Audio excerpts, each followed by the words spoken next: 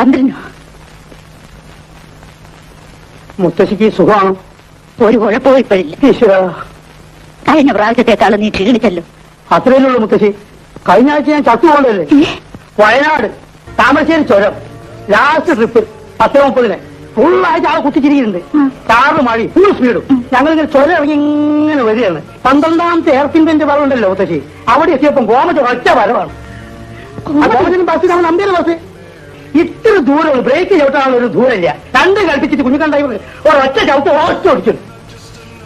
Bus പന്ത് ഉരുളുന്ന മാതിരി ഉരുണ്ട് ഒരു 10,500 അടി താഴോട്ട് ഇങ്ങനെ വന്നുകൊണ്ടിരിക്കുക. ഞാൻ കണക്കൂട്ടി നോക്കുമ്പോൾ 1500 അടി കഴിഞ്ഞിരിക്കുന്നത്. അതിനകത്തിരുന്ന് ഞാൻ ഒറ്റ വിളിയാണ്, മുത്തശ്ശിയെ രക്ഷിക്കണേ. ഇത് വിളിച്ചത് എനിക്ക് ഓർമ്മയുണ്ട്. ഒന്ന് മുത്തശ്ശി.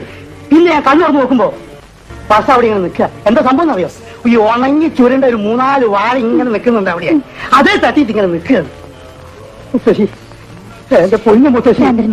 അല്ലല്ല, ഈശ്വരനെ രക്ഷിച്ചത്. എന്റെ മുത്തശ്ശിയാണ് എന്നെ രക്ഷിച്ചത്. കണ്ടില്ലേ ശോഭ കുത്തനായിട്ട് കണ്ടില്ലേ? അത് പോട്ടെ. ആ ആക്സിഡന്റ് ഒന്നും പറഞ്ഞു കേട്ടാ. എത്ര അടി വീണത്?